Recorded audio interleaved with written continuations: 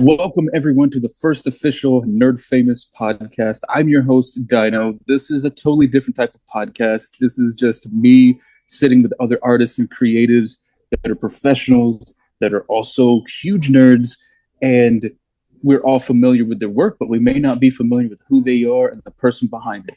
So today I am with Trent Claus, is that right? I am terrible with names. Just like Santa Claus, that's right. Yeah. All right, I'm terrible with names, and I'm dyslexic, so reading is like a challenge.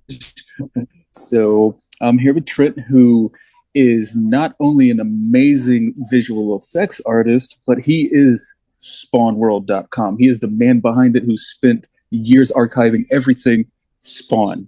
So we are focused for the next couple months on SpawnCon, which is happening, and Trent is going to be a guest.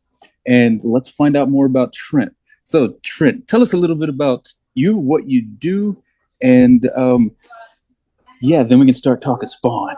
Okay. Yeah, I'm a visual effects artist. Technically, I'm a visual effects supervisor.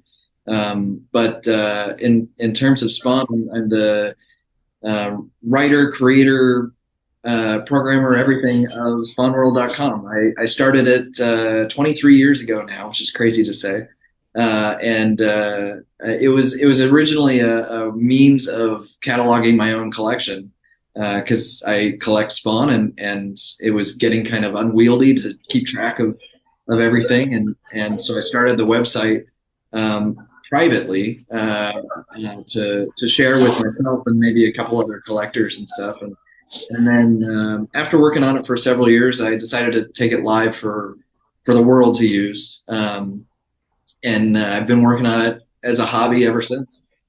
There's something like... It is extremely extensive.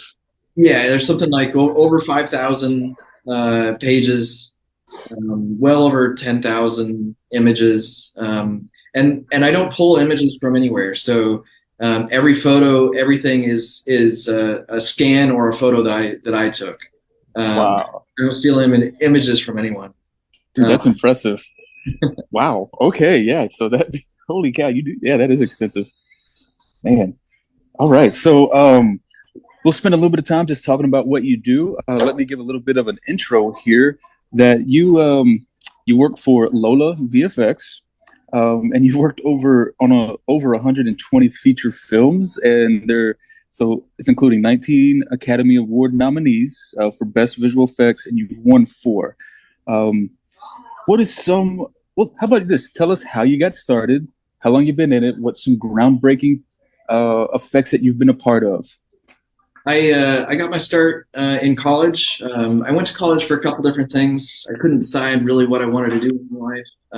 Started in architecture very briefly, and then went to engineering very briefly, and then just floundered for a while before I found art, and then I really flourished with art. That was your sign to be an artist. Like, what am I doing? Hey, let me be an artist.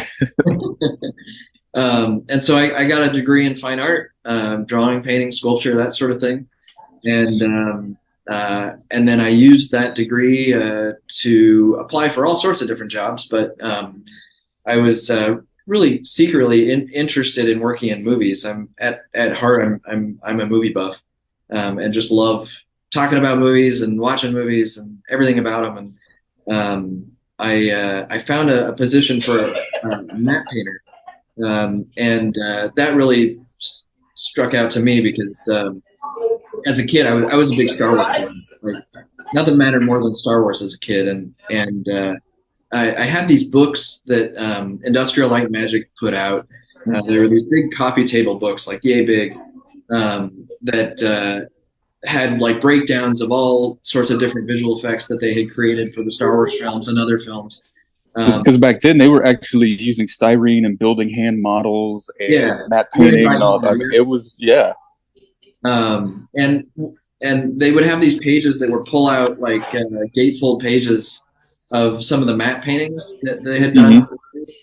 And that just blew my mind as a kid, that like seeing like, some of the spaceships and even some of the people on the screen that they were just a painting, that they weren't even there, just really blew my mind.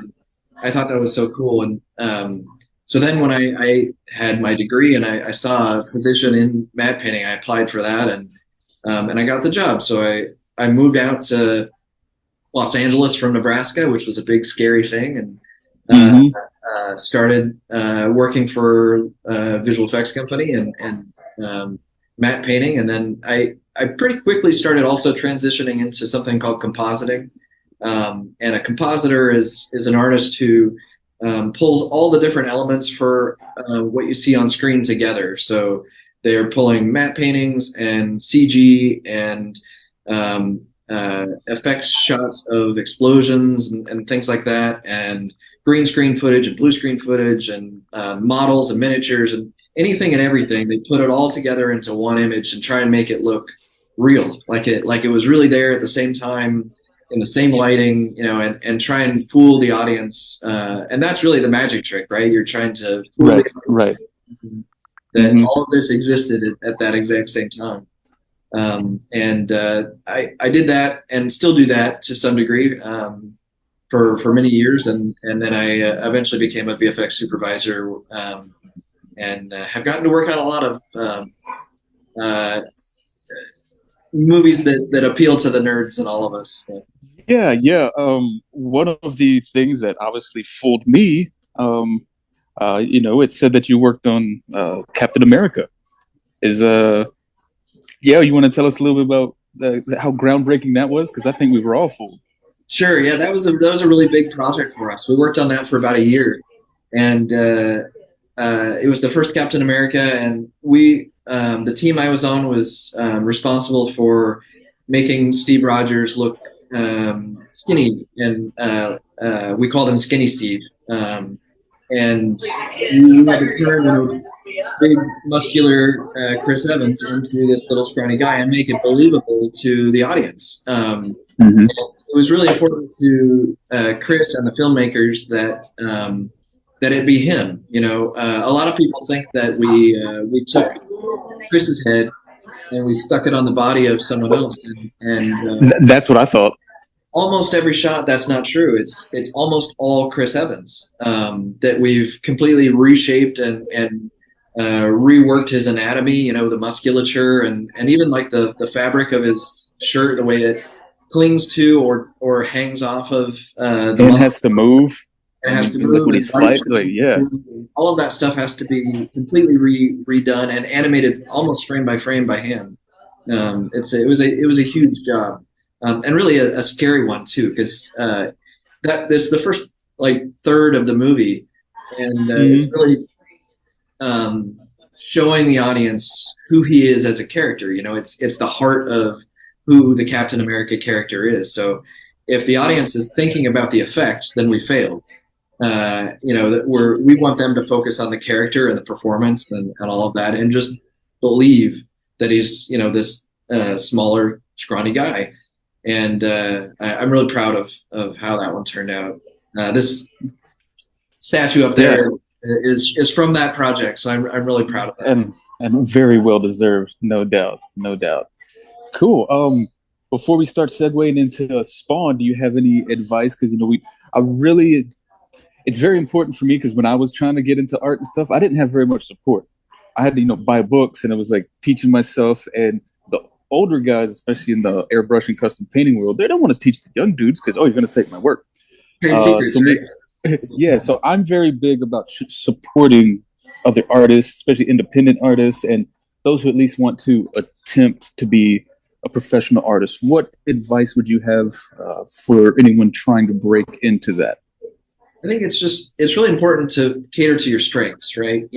You'll, especially in school, you'll have projects and things that aren't your cup of tea. You're assigned to do painting that you're not interested in, or sculpture that you're not interested in, or if you're in digital work, you're having to design a website and that's not your thing, or you're having to create a 3D animation and you really want to do painting, or you're always tasked with doing something that you don't really want to do, and it seems like you should just like be out there doing what you're inspired to do. And it's so important to be able to find inspiration and creativity in jobs that you don't want to do.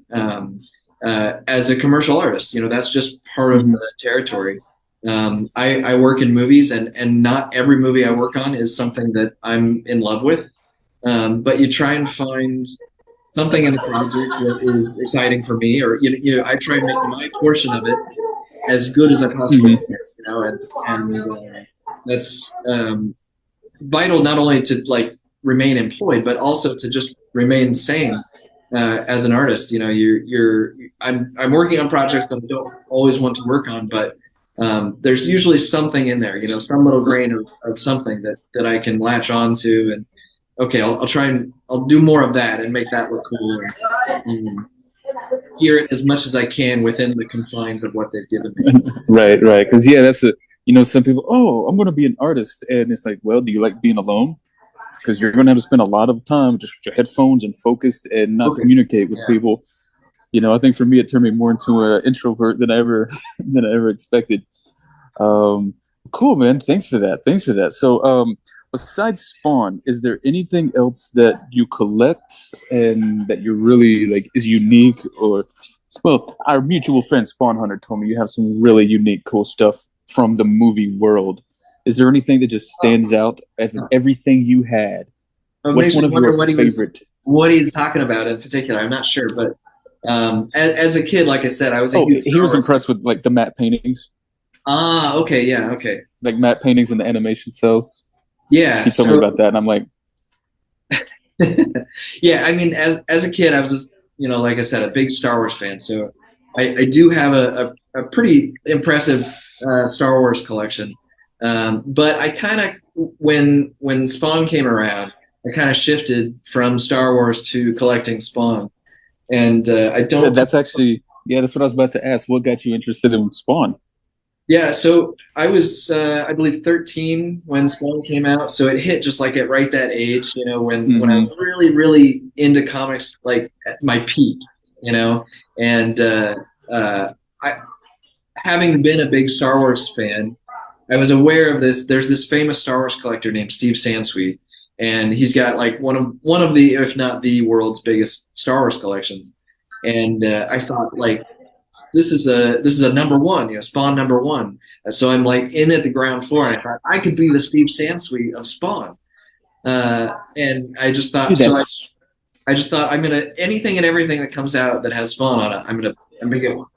I'm just gonna try and collect everything. So everything from keychains to buttons and stickers and puzzles and posters and uh, really bizarre things. Like there were these gum dispensers from Japan and little finger skateboards and hmm even like full size skateboards and snowboards and anything and everything. I started collecting, and that's where SpawnWorld comes from. So not quite every single image, but I would guess like 98 or 99% of all images on SpawnWorld are from my own personal collection.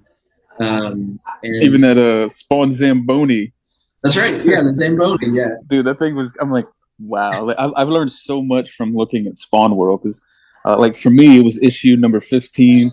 At that time I was really into the Jim Lee X-Men, the cartoon. I was drawing Wolverine and Gambit and Storm and Rogue and Venom and all this. And then, remember Wizard Magazine? Always getting Wizard Oh yeah. Magazine and Toy Fair Magazine. And then I remember one day I live in a small little town, little small gas station where you can still buy comics at the gas station. I was like, On the what is spinner rack, this? right? No, this one had just like a old Oh, like magazine yourself. rack. And yep. And I picked up issue 15, and there was Medieval Spawn with the sword through violet. And I'm like, the colors, everything just brutal. I think I was 14, 13, 14 around that time. I was like, oh my God, this is one of the coolest things I've ever seen. And I just started collecting from 15. And even to this day, it's crazy to think that at 30 years, 31 years. I mean, this is groundbreaking, and that's what SpawnCon is all about—a celebration of this character. And well, I guess we can go ahead and say it. You're going to be a guest and featured there at SpawnCon with us, and we feel honored to have someone so knowledgeable to be there. So I can't yeah, wait. tell us. Uh, appreciate it, appreciate it. So I had some interesting. Okay, so what was your first Spawn figure? figure was Spawn. Spawn #1 right off the rack. Mm-hmm. We got them in the store. We got the boxes in. I was like, oh, save one of those for me. Because you were working at a comic book store, right? Yeah, At that yeah. time. That was my first job, working at a comic shop. Were you also drawing? Were you drawing and doing art at that time as well? No, I would doodle, but I didn't take it seriously. I didn't try until I got to college. So I was always okay, and I would have been better if I, put some effort in. But I was good at doodling and just drawing little cartoons and things like that. But yeah, it really didn't kick in until college for me. So did you buy them to collect, keep in package, or were you like, let me rip these open and play with them? 100%. I'm a mint and package collector. I like keeping them all pristine. There's always the temptation there. Back then, I wanted to open, and there's a couple I bought that I did open. I opened one of the Spawn 3 that came out with the big wing. That's funny you mentioned that, because that was the first time where it was like, because Spawn, the first figure was cool. The #2 one, I didn't really like the whole automatic pose kind of a thing. Yeah.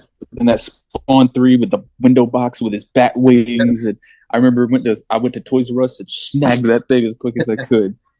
But yeah, that one was with the light up eyes. Yep, light up eyes. Yeah, and I opened up one of the manga Spawns too. I really liked that line, manga Spawn. I thought that was super cool. And a couple others here. Yeah, it was some cool stuff. But cool. For the most part, I've left them all in the package. So what was the hardest Spawn item to get that you've gotten? Oh man, well that would be the ones that I'm still searching for. the ones touche. The white whales. What would those be? Well, I can't put it out there because then people jack up the prices when they find out. I gotcha. But so have you ever? There's still some. I've been working really hard for the last several years on my newsstand collection, Spawn comic book newsstand editions. And for those that don't know, back when Spawn started, newsstand, like we were just talking about, newsstands in grocery stores and places, gas stations and things like that were still a thing. And so they would put out comics in 2 different versions, one for the direct market, which would go to comic book stores, and one for newsstands, which would go to newsstands. And they're mostly the same. The content is the same, but the quality of paper on the newsstands is much, much thinner. And it's like a newsprint, so it's much more prone to damage. So as a collector, they're really hard to find in high grade. On the cover, you can tell them apart most easily by the UPC code on the front cover. Newsstand editions have those, and direct editions do not, or at least back then they didn't. So I've been working really hard on that set, and man, that is a really hard collection to put together. I'm sure. The newsstands for fun are much harder to find than the direct editions, and that's because they were read quickly and then thrown away, or any issue that was still on the stand after a month, the store could tear off the cover and send it back and get a refund, and that was only true of the newsstand editions. So the population of them that are out there is much smaller than the direct editions, and I've been working really hard on that. I think I've got one more that I'm missing for sure, and then I've got like 10 or 12 that I want to upgrade still. I've got one that I want a better copy, but man, I think I'm just down to one. Nice. Yes. So how about like action figures? Or let me go back. Like as far as comics, there's so much I'm learning about comics doing SpawnCon here, because the guys that I'm working with, like I'm way more of an action figure guy, and about the only comics I read is Spawn. But I'm learning so much about the collecting world of comics and art and stuff. And for you, what do you think it is about Spawn that made it a groundbreaking, record-setting character? I mean, here we are 32 years later, still owned by the same guys, an independent comic. It's impressive. Yeah, it's hugely impressive. And the fact that Tada's like stuck with it is maybe the most impressive part, because he's got the wherewithal to weather the ups and downs and all of that, and all the changes in the industry and stuff like that. And Spawn is still kicking, inching up on issue 350. We're getting pretty close. Right. I, Yeah, I go kind ahead. of feel like it's a time like when I vision a Spawn movie, I think of Remember Legend by Ridley Scott.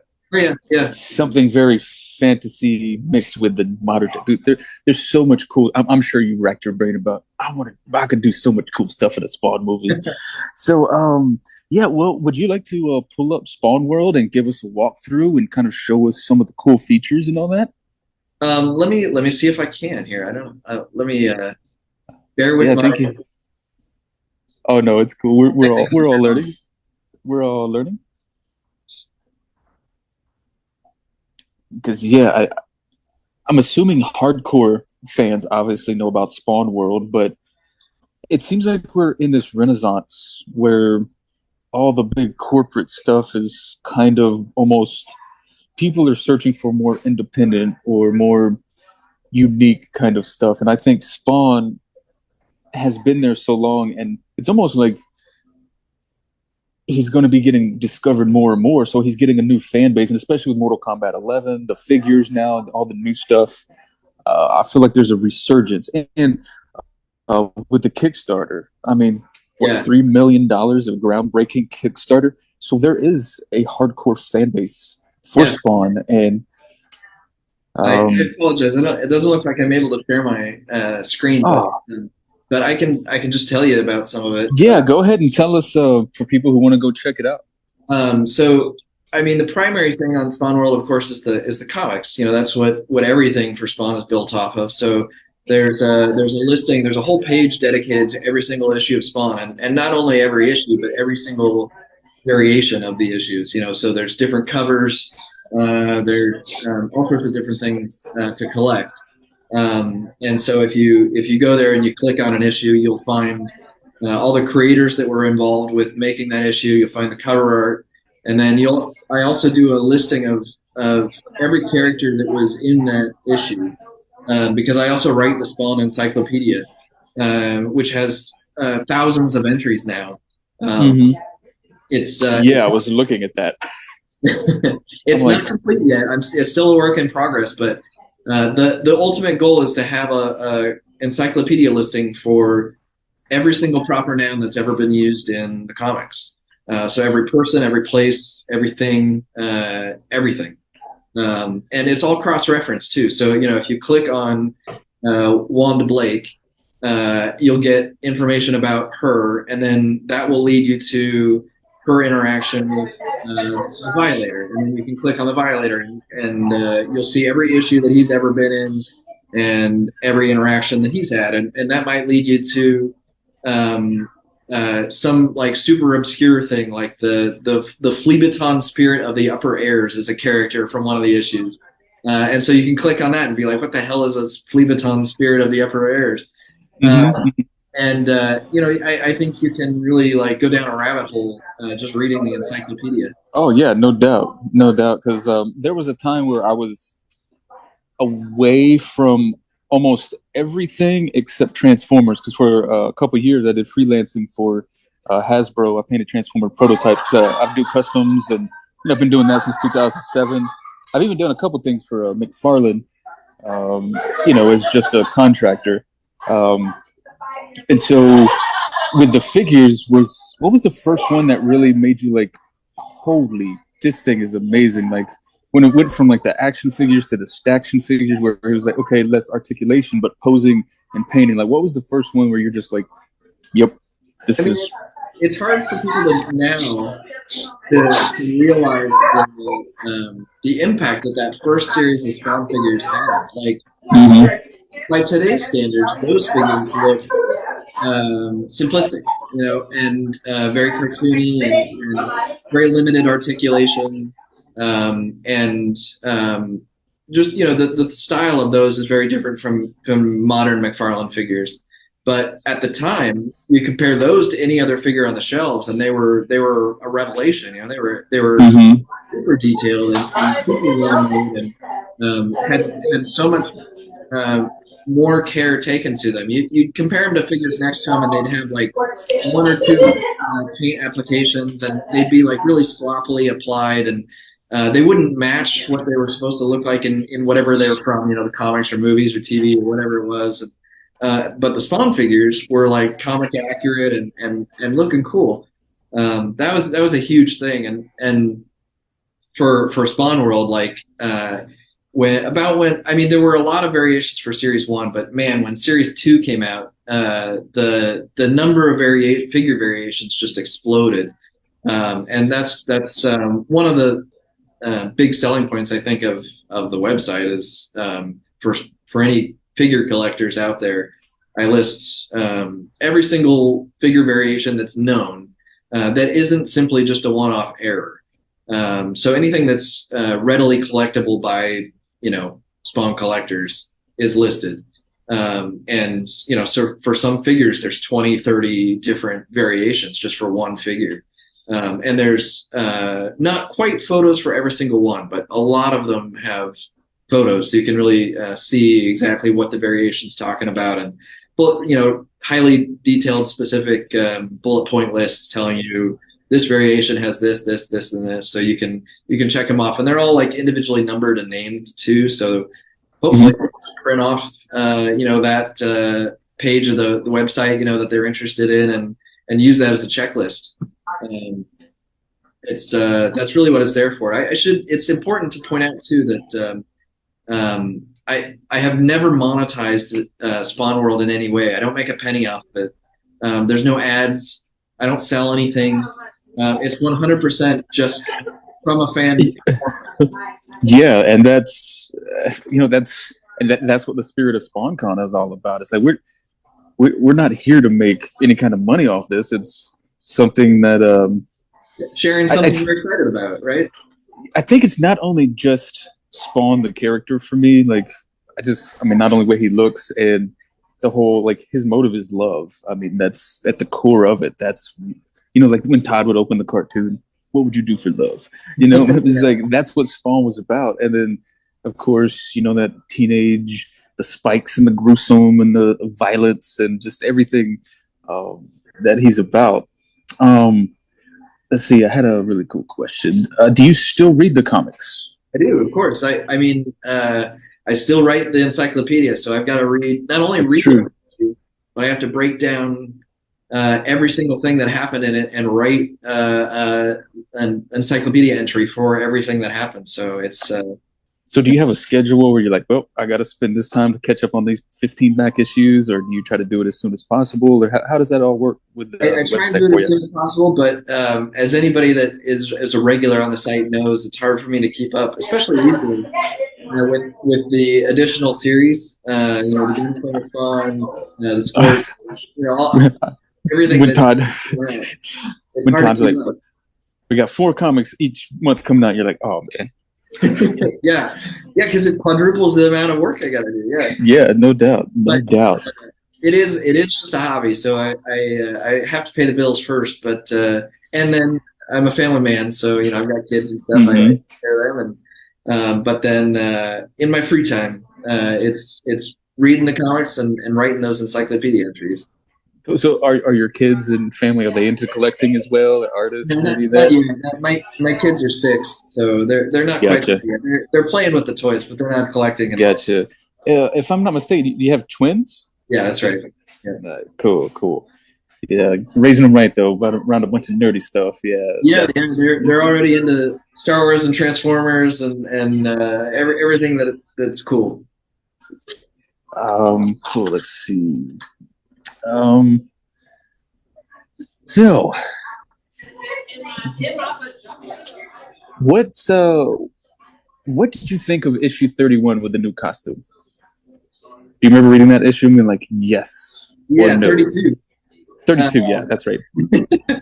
Yeah, it was cool. It was it felt very organic, like not just in terms of design, but like that it became that in that moment, because it was just like shredded up and angrier, and it felt like part of the story. It didn't feel like a gimmick to sell a new action figure, or something like that. Right? I mean, he's pretty much stayed the same since then.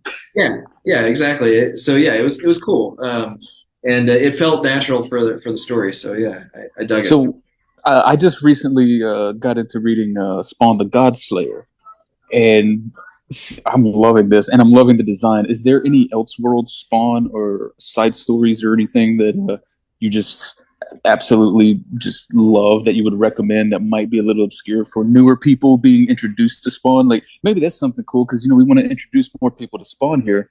Any suggestions? Like, no, you gotta have. I mean, obviously Spawn one, but it's like check this out. This any good recommendations for starting? Yeah, I mean, if you're brand new and you want to dive in, a good place to start is Spawn 297, I believe, is kind of like a catch-up issue right before issue 300 came out, and so 297, 298 kind of go over the whole storyline up to that point. It's a good jumping on point. But if you've been around in Spawn for a while and you want to like experiment and other things, like I really appreciate there was a short-lived series called Spawn the Undead.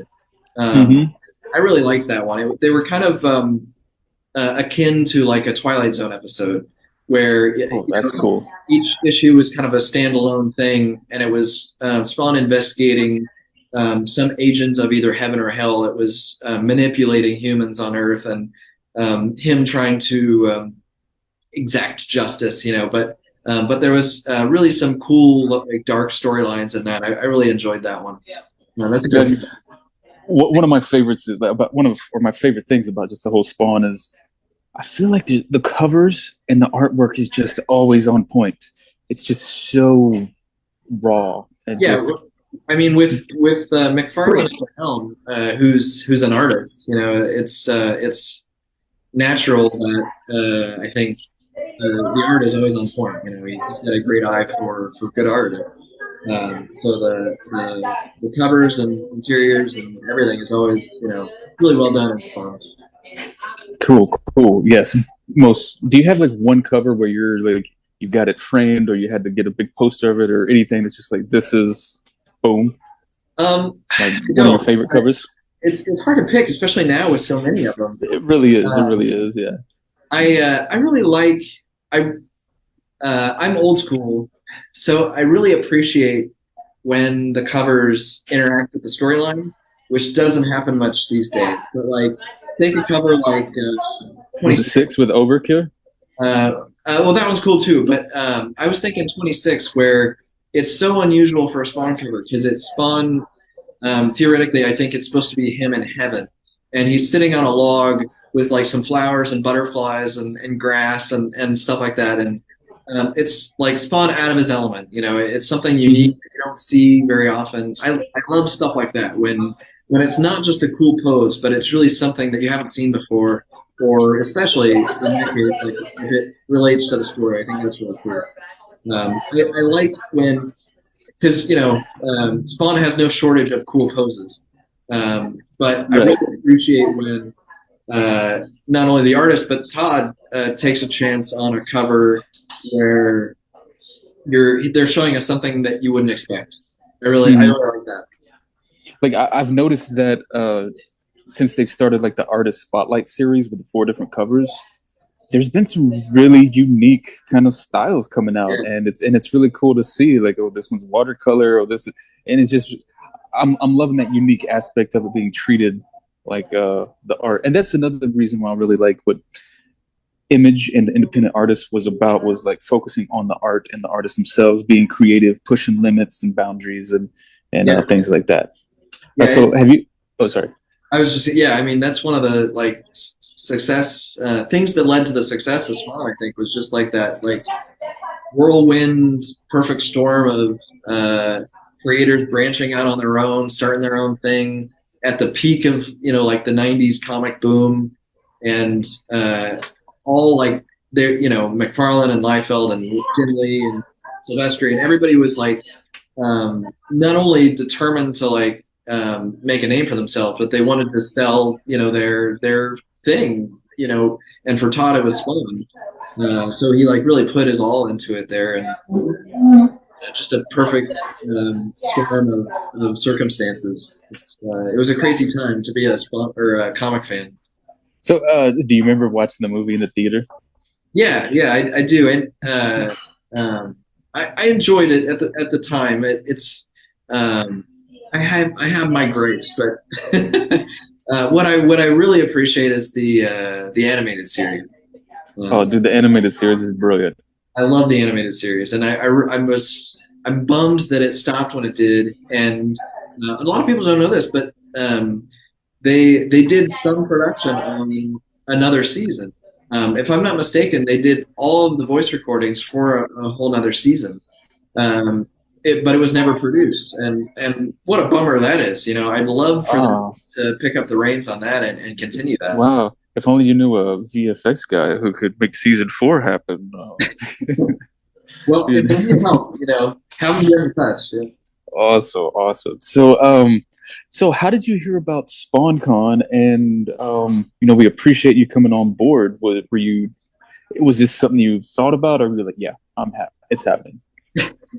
Well, being the Spawn World guy, I try and keep up on anything and everything that's going on in the Spawn world. And I started hearing rumblings kind of early on, and I'm friends with Ty the Spawn Hunter, and he's involved as well. And you mentioned him earlier. He came out to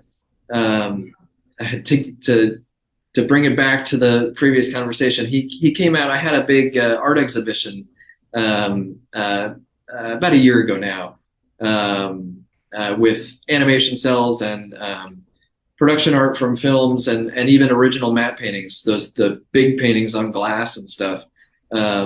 I collect all that stuff and had a big exhibition and the Spawn Hunter himself came out and took a look and toured SpawnWorld, my collection. I don't put out a lot of images of my collection because it's not that presentable. It's kind of in a dungeon. It's dark and not very pretty. But You're also keeping the UV light out of it. No yellow that's packages, true. right? Yeah. Safety first. Um, Hmm. but I gave him a tour, and so a couple people have gotten to see Spawn World in person. The whole collection, and yeah. So anyway, he mentioned that it was coming, and then of course I saw all the early posts on well, social media as a whole, and I just knew I had to try and be a part of it in some way. Yeah, and I mean we couldn't do it without you. We actually, it's been such an interesting learning experience as we go because initially because I came up with this idea, met up with Ty. It's like we were having some wings, and I actually drew him a comic, and I painted him or gave him a custom overkill that I did, and we were sitting there eating wings, and I was like, "Hear me out, SpawnCon, just devoted to Spawn." And then he just took it, he ran with it. It was originally going to be here in Houston, and then he got a group of guys up in Denver, and now it's been such an interesting learning experience Yeah, because we were like it was really just going to be a fan little event, and now here we are. So it's turning out really cool, and now we have a stage, and we're hoping that you would do some live Q&A, and is that going to be a possibility we can expect from you at the show? I would love to. I do. I get to do a lot of speaking as part of my job as VFX supervisor, and I love doing that sort of thing with other artists and discussing like what makes them tick and what their inspirations are and stuff like that. So yeah, I would love to. Cool, yeah, because we're gonna have not only a bunch of artists, but it's like the really super hardcore fans are gonna be there. I know they're gonna be super excited to meet you. Do you have anything specific you're thinking about bringing and showing off, or maybe we have any kind of merch or like that shirt right there? That's a cool shirt. Thanks. Yes, this is the one and only Spawn World shirt out there. I've thought about maybe putting together something. I no promises yet, but I'll try and put something together. I'm definitely going to bring some original Spawn pages for people to look at. Stuff from the comics. Not my work. I've never worked on Spawn, but but stuff from Capullo and McFarlane and Hmm. Philip Tan and Danny Mickey and Silvestri, everybody, and that's almost everybody that's had something to do with Spawn. I'll try and have something from a lot of them anyway.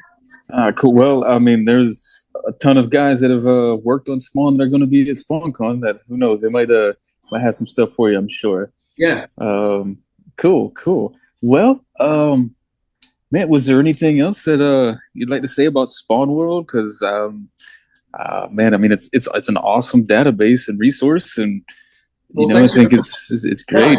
I hope people check it out. I'm really if you click on if you go to the homepage, Hmm. there's a button that not a lot of people click on, I don't think, which is called features. And I've got some articles in there. One of them is uh, all about the newsstand editions, so kind of what I touched on earlier, but it goes into ultra detail about every Spawn newsstand edition that's ever been, and all the variations and all the information about them.